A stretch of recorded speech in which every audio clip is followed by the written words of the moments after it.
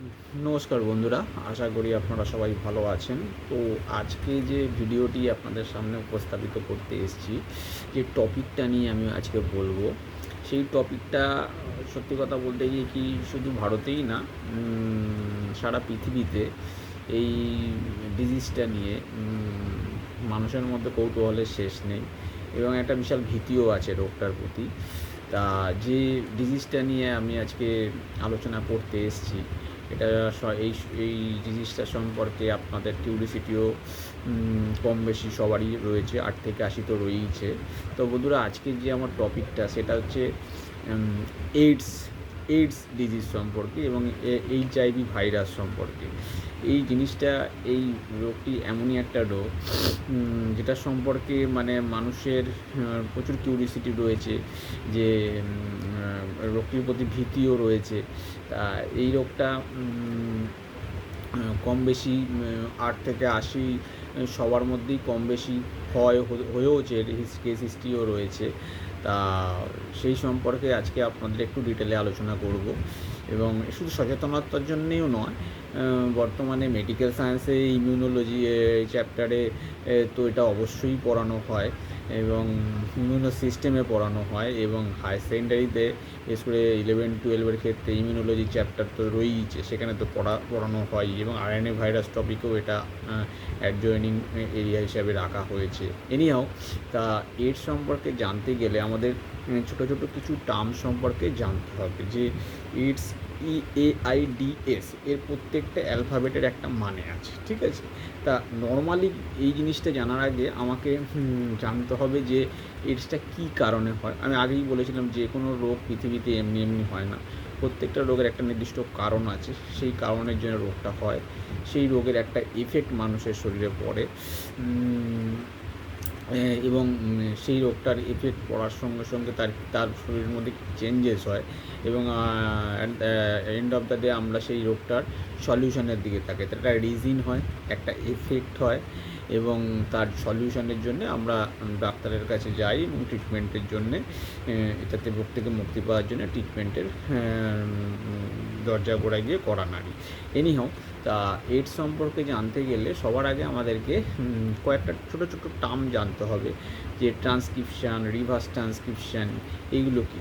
তা আপনাদের ক্ষেত্রে জটিল বিষয়, কিন্তু আমি জটিল বিষয় করে তো আপনাদের সামনে রাখছি না, আমি খুব সিম্পলি কয়েকটা জিনিস বলে দিচ্ছি। ডিএনএ, আরএনএ, এই ছোটো ছোটো জিনিসগুলোকে আমাদেরকে জানতে হবে। এইচআইভি কী, হ্যাঁ, এগুলোকে আমাদেরকে জানতে হবে। আপাতত শুরুর দিকে একটু আমি আপনাদেরকে জাস্ট এইটা বলছি, পরে আমি এটা ইলাবোরেটলি বলবো। এইডস রোগের জন্য দায়ী যে ভাইরাসটি, তার নাম হচ্ছে এইচআইভি ভাইরাস বা হিউম্যান ইমিউনো ভাইরাস, ঠিক আছে? এইবারে আসছি যে ওই যে ডিএনএ, আরএনএ, এই টপিকগুলো বা ট্রান্সক্রিপশান, এগুলো কি। ডিএনএ মানে হচ্ছে ডিঅক্সিরিবোনিউক্লিক অ্যাসিড, আরএনএ মানে হচ্ছে রাইবোনিউক্লিক অ্যাসিড। ট্রান্সক্রিপশান কনসেপ্টটা কি? ট্রান্সক্রিপশান মানে সোজা বাংলায় বলতে গেলে যে পদ্ধতিতে ডিএনএ থেকে আরএনএ তৈরি হয়, সেটাকে বলা হয় ট্রান্সক্রিপশান। আর অন্যদিকে রিভার্স ট্রান্সক্রিপশান কি? যে পদ্ধতিতে আরএনএ থেকে ডিএনএ তৈরি হয়, সেটাকে বলা হয় রিভার্স ট্রান্সক্রিপশান। তাহলে এই ছোটো ছোটো কয়েকটা টার্ম বললাম, সেটা হচ্ছে ডিএনএ ডিঅক্সিরাইবোনিউক্লিক অ্যাসিড আর নিউক্লিওপ্রোটিন, আরএনএ রাইবোনিউক্লিক অ্যাসিড, এটাও নিউক্লিওপ্রোটিন। ট্রান্সক্রিপশান মানে যে পদ্ধতিতে ডিএনএ থেকে আরএনএ তৈরি হয়, রিভার্স ট্রান্সক্রিপশান যে পদ্ধতিতে আরএনএ থেকে ডিএনএ তৈরি হয়। আমি যখন আমার এই আলোচনাটা যত এগোতে থাকবে, তত দেখবেন এই ছোটো ছোটো পয়েন্টগুলো আমি কেন আগে বললাম যে এই ছোটো ছোটো পয়েন্টগুলো একটা একটা করে আসতে থাকবে। তা প্রথমে আসছি কি, হিউম্যান ইমিউনো ভাইরাস। হ্যাঁ, হিউম্যান ইমিউনো ভাইরাস, এই রোগটি হচ্ছে এইডসের জন্যে দায়ী। তা কী হয়? হিউম্যান ইমিউনো ভাইরাস, এটা তো একটা ভাইরাস, তার মধ্যে কী থাকবে? একটা আরএনএ থাকবে, ঠিক আছে? আরএনএ মানে রাইবোনিউক্লিক অ্যাসিড থাকবে। এইবার ধরুন কোনো একটা ব্যক্তির শরীরে, আমাদের শরীরের মধ্যে, আমাদের শরীরটা কী দিয়ে তৈরি? কোষ দিয়ে তৈরি। আমাদের শরীরের মানুষের শরীরের গঠনগত কার্যগত কি? কোষ। আমাদের শরীরটা কোষ দিয়ে তৈরি, ঠিক আছে? এবার কোনো কারণে হিউম্যান ইমিউনো ভাইরাস আমাদের শরীরে ঢুকলো। কী কী উপায়ে ঢুকতে পারে সেটা আমি পরে আসছি। আমি প্রথমে এইচআইভি কীভাবে মানুষের শরীরের মধ্যে ঢোকার পরে কী হয়, তাহলে এইচআইভি একটু বলে দিই। এইচআইভি কী কীর মাধ্যমে ঢোকে? আপনার অসংগঠিত যৌন সংযোগের মাধ্যমে ঘটবে। পরে এগুলো আমি ইলাবোরেট করব। রক্ত ট্রান্সফিউশনের মাধ্যমে ঘটবে। একজনের ব্যবহৃত ছুঁচ অন্যজনের সাথে ব্যবহার করার পরে ঢলবে। এগুলো জাস্ট ছোটো ছোটো আমি বললাম, পরে আমি ইলাবোরেট করব। ধরুন এই 3টে পদ্ধতির মধ্যে যে কোনো একটা পদ্ধতি দিয়ে কোনো একটা মানুষের শরীরের মধ্যে, সে ছেলে হোক বা মেয়ে হোক, তার শরীরের মধ্যে এইচআইভিটা ঢুকলো। এইচআইভিটা ঢুকলো মানে আরএনএ ভাইরাসটা মানুষের সেলের মধ্যে ঢুকলো। ঠিক আছে, এইবার মানুষের সেলে তো আগে থেকেই ডিএনএ বসে আছে। ঠিক আছে, এবার ধরুন দেখুন কিছুদিন এর আগের ভিডিওতে আমি কতগুলো জিনিস বলেছিলাম যে অ্যান্টিজেন, অ্যান্টিবডি, ইমিউনিটি। অ্যান্টিজেন মানে যে জার্মটা বাইরে থেকে আমাদের শরীরের মধ্যে প্রবেশ করলো সেটাকে আমরা অ্যান্টিজেন বলি। সেই অ্যান্টিজেনকে মারার জন্যে আমাদের দেহ যে সৈনিকটাকে তৈরি করলো তাকে অ্যান্টিবডি বলি।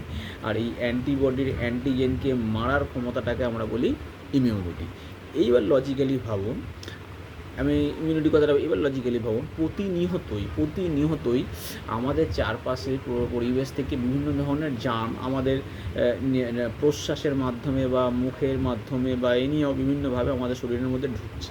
প্রতি মুহূর্তে ঢুকছে। আমাদের দৈনন্দিন কাজকর্ম করার জন্যে প্রতি মুহূর্তে বিভিন্ন ধরনের জার্ম আমাদের শরীরের মধ্যে ঢুকছে। কিন্তু আমরা প্রতি মুহূর্তে কি অসুস্থ হচ্ছি? না, হচ্ছি না। কারণ কি? যখনই কোনো না কোনো জার্ম আমাদের শরীরের মধ্যে ঢুকছে, আমাদের শরীরের মধ্যে ঢোকা মানে অ্যান্টিজেন ঢুকলো। অ্যান্টিজেন ঢোকার পরই আমাদের শরীর একটা অ্যান্টিবডি করলো। সেই অ্যান্টিজেনটাকে যখন সে জানতে পারলো বাইরে থেকে কোনো জীবাণু বা অ্যান্টিজেন আমার শরীরে এসছে, সঙ্গে সঙ্গে শরীর কী করলো? আমাদের অ্যান্টিবডি তৈরি করলো। অ্যান্টিবডি তৈরি করে সেই অ্যান্টিজেনটাকে মেরে দিল। তাহলে এই অ্যান্টি দিয়ে মানে অ্যাকচুয়ালি অনাক্রমতা সিস্টেম যেটা আছে, ইমিউনো সিস্টেম যেটা আছে, সেটা তার কাজ করলো। ঠিক আছে, তাই জন্য প্রতি মুহূর্তেই আমরা অসুস্থ হই না। কখন অসুস্থ হই? যখন বাইরে থেকে যে অ্যান্টিজেনটা ঢুকছে সেই অ্যান্টিজেনটা যখন আমাদের শরীরে অ্যান্টিবডির সাথে লড়াই করতে গিয়ে আমাদের শরীরের ভেতরের অ্যান্টিবডিটাকে হারিয়ে দেয়, তখন সেই অ্যান্টিজেনটা শরীরে জিতে যায়।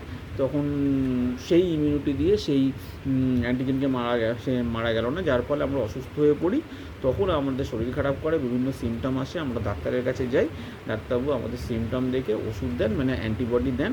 সেটা আমাদের শরীরের মধ্যে আসার পরে সেই শরীরের মধ্যে ঢুকে থাকা জীবাণুটাকে সে অ্যান্টিবায়োটিক হোক, বিভিন্ন ফাঙ্গাল হোক, ব্যাকটেরিয়া হোক, ভাইরাস হোক, যাই হোক, সেই অ্যান্টিবডিটা মেরে দেয়। আমরা আস্তে আস্তে সুস্থ হয়ে উঠি। এটা হচ্ছে নর্মাল কনসেপ্ট। ঠিক আছে, এইবার ভাবুন যে এইচআইভি ঢুকলো মানে হচ্ছে বাইরে থেকে একটা আরএনএ ভাইরাস ঢুকলো, মানে বিজ্ঞানের ভাষায় বললে একটা অ্যান্টিজেন ঢুকলো। এইবার দেখুন আমাদের শরীরের মধ্যে তো অনেক অ্যান্টিবডি রয়েছে। অ্যান্টিবডি কী করলো, বা আমাদের শরীরের মধ্যে যে অ্যান্টিবডিটা রয়েছে সে কী করলো? সেই আরএনএ ভাইরাসের সাথে মারপিট করতে শুরু করলো। এবার আরএনএ ভাইরাসের একটা নেচার আছে, মানে সেটা ওই ভাইরাসটাকে এইচআইভি ভাইরাসের একটা নেচার আছে, সেটা এই ভাইরাসকে আর 5টা ভাইরাস থেকে সম্পূর্ণরূপে আলাদা করে। সেটা কি? এইচআইভি ভাইরাস শরীরের মধ্যে যে অ্যান্টিজেনটা ঢোকালো সেটা অ্যাকচুয়ালি একটা আরএনএ ভাইরাস। এবার আরএনএ ভাইরাস যখন ঢুকলো আমাদের শরীরের কোষের মধ্যে যে ডিএনএটা বা বসে আছে, সে কিন্তু আরএনএটাকে প্রথমে দেখলো এটা আরএনএ। এবার আরএনএ কী করলো? যখনই দেখছে শরীরের ভেতরের অ্যান্টিবডি বা ডিএনএটা সেই আরএনএ ভাইরাসটাকে মারতে আসছে বা এইচআইভি ভাইরাসটাকে মারতে আসছে, তখন আরএনএ কী করলো? আরএনএ নিজেকে ডিএনএতে কনভার্ট করে দিল। এটা আরএনএর প্রথম অস্ত্র, মানে এইচআইভি ভাইরাসের প্রথম অস্ত্র কি না, সেলের মধ্যে সে যে আরএনএটাকে ঢুকিয়েছিল সে কী করলো? সেই আরএনএটাকে ডিএনএতে কনভার্ট করে দিল। কীভাবে করলো? আরএনএ থেকে ডিএনএ তৈরি হওয়ার পদ্ধতিটাকে কি বলা হয়? রিভার্স ট্রান্সক্রিপশান বলা হয়। আগে আমি বলেছিলাম যে প্রসঙ্গগুলো আসবে। রিভার্স ট্রান্সক্রিপশান করাতে গেলে আরএনএর মধ্যে একটা এনজাইম থাকে যার নাম হচ্ছে রিভার্স ট্রান্সক্রিপ্টেজ। তাহলে আরএনএ তার নিজের শরীর থেকে একটা রিভার্স ট্রান্সক্রিপ্টেজ এনজাইম বার করলো, যার দ্বারা আরএনএটা নিজেকে ডিএনএতে চেঞ্জ করে দিল। যেই ডিএনএতে চেঞ্জ করে দিল, সঙ্গে সঙ্গে আমাদের কোষের মধ্যে থাকা ডিএনএটা প্রথমে অল্প বিস্তর কনফিউজড হয়ে গেল, মানে 40% কনফিউজড হয়ে গেল যে এটা কি মানে দেখতে ঠিক আমাদের মতোই, আর আমাদের মতোই আমাদের মতোই পুরো। তাহলে এই কি শত্রু হতে পারে? এইচআইভি ভাইরাসের, কিন্তু এইচআইভি ভাইরাসের মানে এইচআইভি ভাইরাসের আরএনএ করছে মানে এইচআইভি ভাইরাসটা করছে। তাহলে এইচআইভি ভাইরাসের আরএনএটা কী করলো, সেলের মধ্যে প্রথমে ঢুকলো, ঢুকে কী করলো, তার শরীর থেকে যখন দেখছে যে ডিএনএটা তাকে চিনতে পেরেছে, শরীরের মধ্যে থাকা ডিএনএটা তাকে চিনতে পারছে বা অ্যান্টিবডিটা তাকে চিনতে পারছে, তখন আরএনএটা কী করলো, তার শরীরের মধ্যে থাকা একটা এনজাইম রিভার্স ট্রান্সক্রিপ্টেজ এনজাইমটাকে বার করলো। সেই এনজাইমটার সাহায্যে আরএনএ নিজেকে ডিএনএতে ট্রান্সফার করে নিল, যে ডিএনএটা দেখতে মোটামুটি শরীরের ডিএনএর মতো।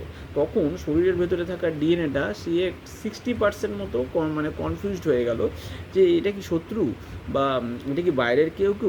এটা হচ্ছে গিয়ে এইচআইভি ভাইরাসের প্রথম অস্ত্র, নিজেকে আরএনএ থেকে ডিএনএতে কনভার্ট করে দেয়। এইবারে পরবর্তী ক্ষেত্রে ফাইনাল অস্ত্রটার এইচআইভি ভাইরাস কী করে না, ওই যে ডিএনএটাকে কনভার্ট করলো, আরএনএ থেকে আরএনএকে যে ডিএনএতে কনভার্ট করে দিল, আর আমাদের শরীরের মধ্যেও তো একটা কোষের মধ্যেও তো একটা ডিএনএ রয়েছে, তখন কি করবে, সেকেন্ড অস্ত্র এবং মারণ অস্ত্র হিসাবে এইচআইভি ভাইরাস কী করবে, যে ওই ডিএনএটা ঠিক আমাদের শরীরের মধ্যে যে কোষের মধ্যে যে ডিএনএটা ছিল ওই পার্টিকুলার কোষে, ওই কোষের সাথে ওই কোষের ওই ডিএনএর সাথে আরএনএ থেকে তৈরি হওয়া ডিএনএটা একে পরস্পরের সাথে যুক্ত হয়ে অ্যামালগামিনেশন হয়ে একটা কমন ডিএনএ তৈরি করে। এইবার শরীরের কোষের ভেতরের ডিএনএটা পুরোপুরি কনফিউজড হয়ে গেল যে ওটা অ্যাকচুয়ালি শরীরের নিজের কোষের ডিএনএ না বাইরে থেকে কোনো ডিএনএ। কি মারাত্মক ঘটনা চিন্তা করুন। প্রথমে আরএনএ ভাইরাসটা সেলের মধ্যে ঢুকলো, আর সেই কোষের মধ্যে যে আরএনএটা রয়েছে সেই আরএনএ মাপ করবেন, প্রথমে এইচআইভি ভাইরাস কী করলো, তার আরএনএটাকে কোষের মধ্যে ঢোকালো, ঢুকিয়ে কিছুক্ষণ অবস্থান করলো, এবং সেই কোষের মধ্যেই একটা ডিএনএ রয়েছে, ঠিক আছে। এইবার ডিএনএটা যখন সাময়িকভাবে চিনতে পারছে এটা আমাদের ঘরের লোক না বাইরের কেউ লোক, তখন আরএনএটা কী করলো, তার শরীরে থাকা রিভার্স ট্রান্সক্রিপ্টেজ এনজাইমটাকে সিক্রেশন করে নিজেকে আরএনএ থেকে ডিএনএতে কনভার্ট করে নিল, মানে রিভার্স ট্রান্সক্রিপশন পদ্ধতিতে আরএনএ থেকে ডিএনএতে নিজেকে কনভার্ট করে নিয়ে সেই ডিএনএটা হলো, তখন আমাদের কোষের ডিএনএটা 60-40 বা 40% মতো কনফিউজড হলো এটা আদৌ আমাদের না বাইরে। যখন ওই কনফিউশনটা আমাদের কোষের ডিএনএর মধ্যে চলছে, সেই সময় এইচআইভি থেকে আগত আরএনএ ভাইরাস যেটা ডিএনএতে কনভার্ট হয়েছিল, সেই ডিএনএটাকে এইচআইভি ভাইরাস শেষ অস্ত্র এবং মোক্ষম অস্ত্র প্রয়োগ করে সেই ডিএনএটাকে আমাদের শরীরের ডিএনএর সাথে মিলিয়ে একটা কমন ডিএনএ তৈরি করে দিল। সেই ঘটনাটা ঘটার পরে আমাদের কোষের ভেতরে অবস্থিত ওই ডিএনএটা পুরোপুরি কনফিউজড হয়ে গেল, বা অ্যান্টিবডিটা পুরোপুরি কনফিউজড হয়ে গেল যে এটা আদৌ আমাদের শরীরের শত্রু। এর ফলে আরএনএ ভাইরাস দুখানা খেলা খেলে দিল। প্রথমের খেলাটায় নিজেকে আরএনএ থেকে ডিএনএতে কনভার্ট করলো, দ্বিতীয় খেলাটায় কী করলো, সেই ডিএনএটার সাথে আমাদের শরীরের কোষের মধ্যে যে ডিএনএটা আছে সে তার সাথে একসাথে অ্যামালগামেশন করে একটা কমন ডিএনএ তৈরি করে। এইটা করার ফলে আস্তে আস্তে এইচআইভি ভাইরাসের আরএনএটা কী করলো না, যেটা ডিএনএতে কনভার্ট হয়েছিল সে আস্তে আমাদের শরীরের মধ্যে যত কোষ আছে, যে কোষগুলো আমাদের শরীরের ইমিউনো সিস্টেমকে তৈরি করে, সেই প্রত্যেকটা কোষকে আস্তে মানে তার ইমিউনো সিস্টেমগুলোকে আস্তে ক্ষতি করতে থাকলো, নষ্ট করতে থাকলো, যাতে ওই কোষগুলো যে এই অনাক্রমতা আমাদের শরীরে তৈরি করতে না পারে। তাহলে ধরুন নর্মালি সর্দি কাশি হওয়ার জন্য যে ভাইরাস বা ফাঙ্গাস বা ব্যাকটেরিয়াগুলো আমাদের শরীরে ঢোকে, এছাড়াও তো আমাদের শরীরের আশপাশে কত রকমের ফাঙ্গাস, ব্যাকটেরিয়া, ভাইরাস ঘুরে বেড়াচ্ছে, তারা প্রতি মুহূর্তে আমাদের শরীরের মধ্যে ঢুকছে। তখন কী হয়, এইসব ভাইরাস, ফাঙ্গাস বা ব্যাকটেরিয়াগুলো বা অ্যান্টিবায়োটিক বায়োটিক কম্পোনেন্টগুলো যখন আমাদের শরীরে ঢোকে, তখন একসাথে একাধিক কোষের ইমিউনিটি এইচআইভি ভাইরাস নষ্ট করে দেওয়ার ফলে আমাদের শরীরের টোটাল সেলগুলো যারা ইমিউনো সিস্টেমটাকে দাঁড় করিয়েছে শরীরের ভেতরে, ইচ অ্যান্ড এভরি সেলের ইমিউনো সিস্টেমগুলো নষ্ট করে দেয়। অ্যাজ এ রেজাল্ট আমাদের শরীরের ভেতরে টোটাল ইমিউনো সিস্টেমটা নষ্ট হয়ে যায়, মানে অনাক্রমতার অভাব দেখা দেয়, যার দরুন আমরা একই সঙ্গে একাধিক রোগে আক্রান্ত হই, এবং সেই রোগকে প্রতিহত করার মতো ক্ষমতা আমাদের শরীরের অনাক্রমতা তন্ত্রের আর থাকে না, বিকজ অফ এইচআইভি ভাইরাস। কারণ this HIV virus almost destroyed every immune system, every immune system of every cell, and therefore as a result we don't fight with the antigen which is come from the outside environment. ওকে, তাহলে একসাথে একসাথে অনাক্রমতার যে অভাব দেখা দিচ্ছে তার ফলে যে সিমটমটা তৈরি হচ্ছে সেই সিমটমটাকেই আমরা এইডস বলছি। তাহলে এইডস কথাটার মানে কি, স্পেলিংটা কি, EAIDS, A for acquire, I stand for immuno, D stand for deficiency, S stand for syndrome। তাহলে কি বললাম, অ্যাকোয়ার্ড ইমিউনো ডেফিসিয়েন্সি সিনড্রোম, বাংলায় বললে কি হয়, অর্জিত অনাক্রমতার অভাবজনিত লক্ষণ। এবার যে ঘটনাগুলো কিছুক্ষণ আমি এক্সপ্লেন করলাম, দেখুন এই 4টে ওয়ার্ডের সাথে মিলে যায়। অর্থাৎ মানুষের শরীরের মধ্যে যা যা অনাক্রমতা ছিল, যত রোগের জন্যে যা অনাক্রমতা মানুষের শরীরে তৈরি হয়েছিল, ভগবান সৃষ্টি করেছিলেন প্রত্যেকটা ইচ অ্যান্ড এভরি সেলের মধ্যে, তত অনাক্রমতার অভাবের ফলে যে লক্ষণটা দেখা যায়, 3 নম্বর লক্ষণ, this is consider as a AIDS, মানে অ্যাকোয়ার্ড ইমিউনো ডিফিসিয়েন্সি সিনড্রোম, অর্জিত অনাক্রমতার অভাবজনিত লক্ষণ। তার মানে তখন কি হবে, আমাদের শরীরের যে বিভিন্ন সেলগুলো বিভিন্ন রকমের রোগ প্রতিরোধ ক্ষমতা তৈরি করে টোটাল একটা সিস্টেম তৈরি করে শরীরের ভেতরে, সেই ইমিউনো সিস্টেমটা পুরোপুরি ধ্বংস হয়ে যাবে। এবার লজিক্যালি আপনি ভাবুন তো, আপনি যদি সাধারণত একটু বেশি জ্বরে আক্রান্ত হয়, এমন একটা ভাইরাল ফিভার হলো, আপনার খুব জ্বর হয়েছে এবং তার সাথে গলা ব্যথা, কাশি বা সর্দি, তাতেই আপনার প্রাণ ওষ্ঠাগত হয়ে যায়। খালি ডাক্তারের কাছে যান বা টেলিমেডিসিন করেন, যে আরও কত উপায় অবলম্বন করেন ওষুধের সাথে, যাতে তাড়াতাড়ি আপনি জ্বর থেকে রিকভার করতে পারেন, কাশি থেকে রিকভার করতে পারেন। কারণ জ্বরটা আপনাকে শরীর উইক করে দেয়, কাশিটা হচ্ছে গিয়ে আস্তে আস্তে গলা ব্যথা করে দেয়, বুক ব্যথা করে দেয়। এবার ভাবুন, এটা হয়তো ধরুন একটা কি দুটো ভাইরাস বা ব্যাকটেরিয়ার জন্য এই ইনফেকশনটা আপনার শরীরে হয়েছে। এইবার যদি আপনার একসাথে ধরুন পেটের যন্ত্রণা হচ্ছে, জ্বর হচ্ছে, চুলকানি হচ্ছে, আপনার হজমের সমস্যা হচ্ছে, গ্যাস হচ্ছে, অম্বল হচ্ছে, এগুলো প্রিলিমিনারি কিছু আমি বললাম। এছাড়াও তো অনেক জটিল সমস্যা অনেক মানুষের শরীরেই আছে। মানে এতগুলো সমস্যা তো একসাথে দেখা দিচ্ছে না, বিকজ অফ আমাদের শরীরের ইমিউনো সিস্টেম সেটা করতে দেয় না, কারণ সেই অ্যান্টিজেনগুলোকে মেরে দেয় সেই অ্যান্টিবডিগুলো। কিন্তু এইচআইভি ভাইরাস আমাদের শরীরের মধ্যে ঢুকে যাওয়ার পরে টোটাল শরীরের ইমিউনো সিস্টেমটাকে তৈরি করেছে। মানে ব্যাপারটা এরকম দেখালো যে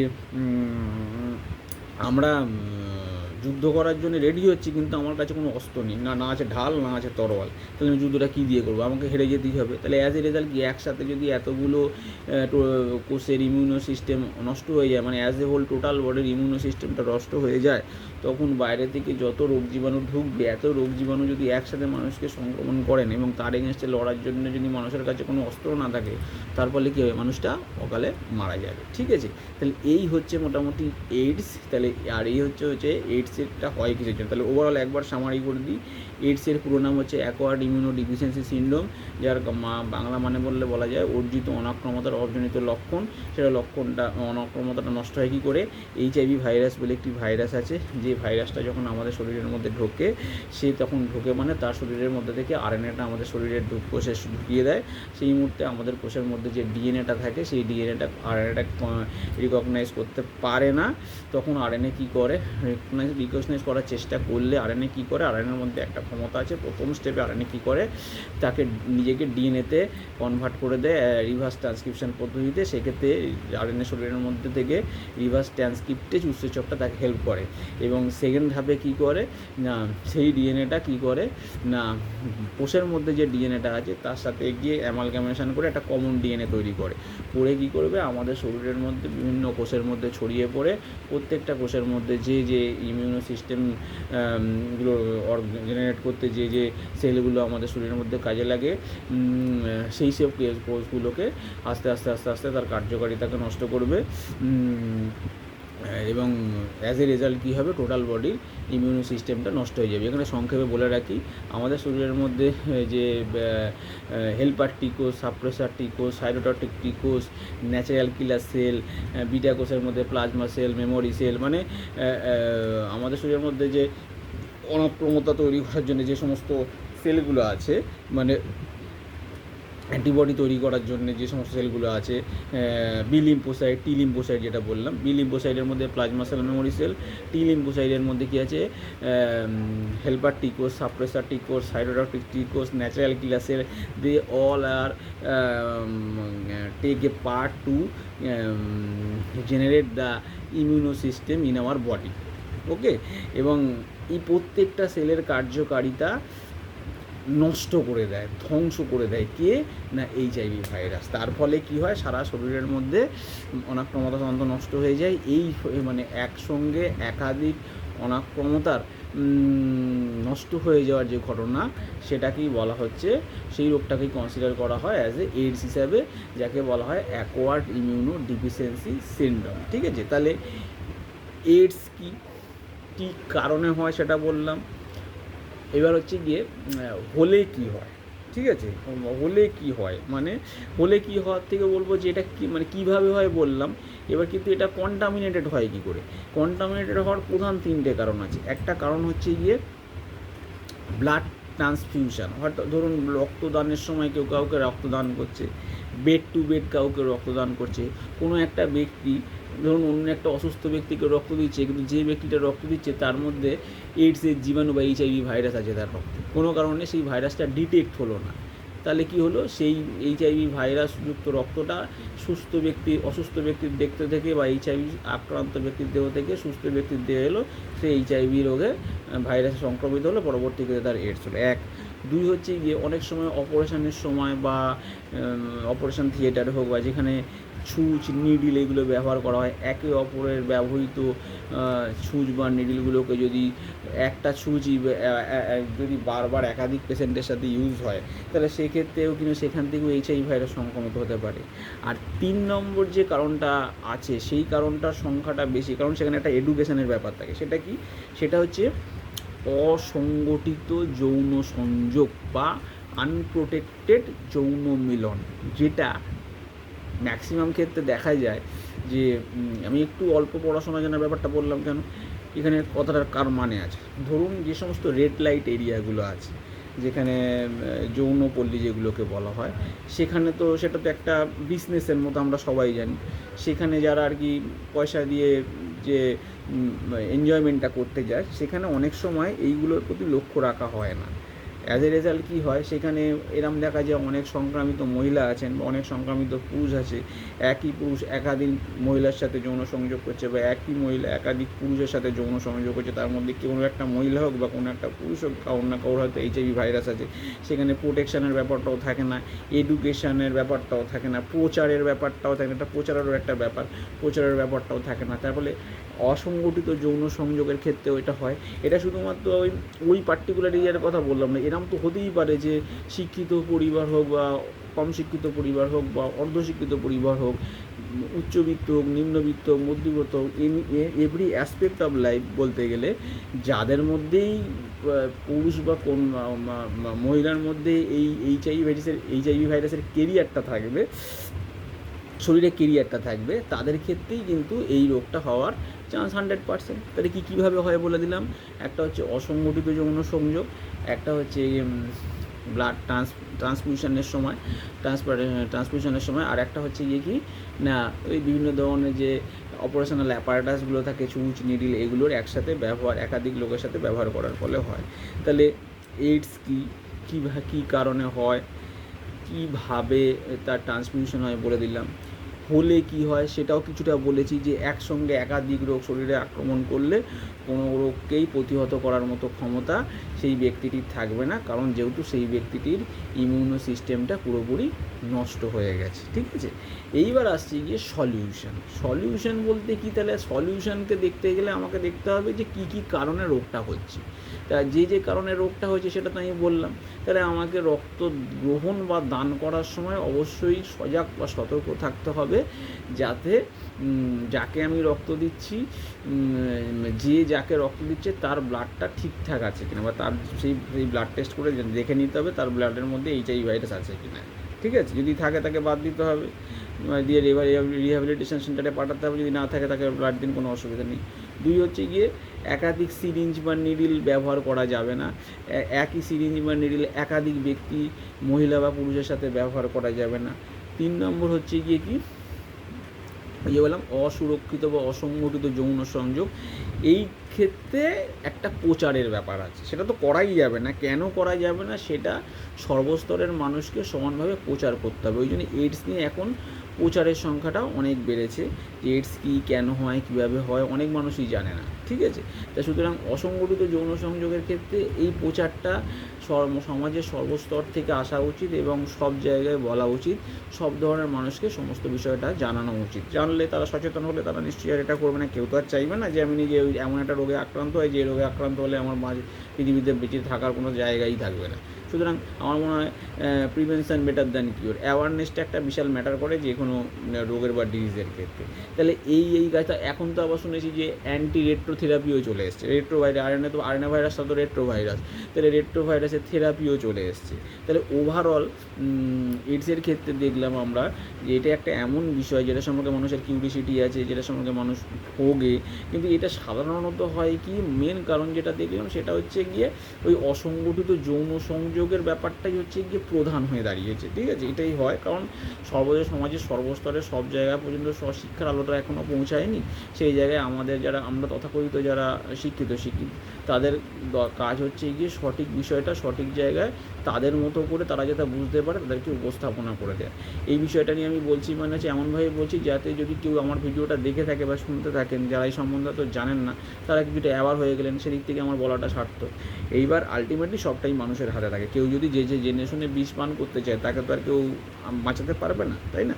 তা ওভারঅল আশা করি ভিডিওটা আপনাদের ভালো লেগেছে।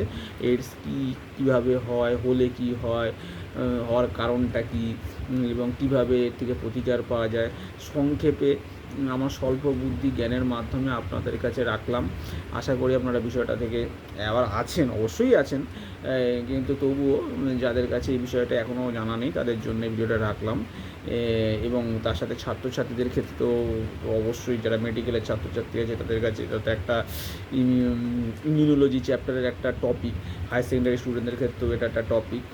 এই সমস্ত ডিজিজের ক্ষেত্রে অ্যাওয়ারনেসটা থাকে। এখানে প্রসঙ্গে একটা বলে রাখি, ওয়ার্ল্ড হেলথ অর্গানাইজেশন হু এর গবেষণা অনুসারে, মত অনুসারে সারা পৃথিবীতে এই রোগের পার্সেন্টেজ, মানে এই রোগে আক্রান্ত হওয়া লোকের সংখ্যা হচ্ছে 0.7%। But as far as the India is concerned, the percentage rate of the AIDS is maybe 0.22% or 0.23% in the year of 2021. Latest যে পার্সেন্টেজটা সেটা এখনও আসেনি, সেটা হয়তো কয়েক মাস বা 1 বছরের মধ্যে চলে আসবে। তো ওভারঅল আশা করি ভিডিওটা আপনাদের ক্ষেত্রে আপনাদের ভালো লেগেছে, এবং ছাত্রছাত্রীদের ক্ষেত্রে বললাম যে তোমাদের পড়াশোনার ক্ষেত্রে আশা করি ভিডিওটা তথ্যটা যথেষ্ট লাভদায়ক হবে। তো সামনের দিন আমি আর একটা সময় উপযোগী ভিডিও নিয়ে আসবো, যেটা তোমাদের পড়াশোনার ক্ষেত্রে লাগবে, এবং 8 থেকে 80 সবার জন্য সচেতনতামূলক একটা ভিডিও আনবো সময় উপযোগী। তো আজকের টপিকটা আমি এখানেই শেষ করলাম। ভালো থাকবেন, সুস্থ থাকবেন, আবার দেখা হবে। ধন্যবাদ।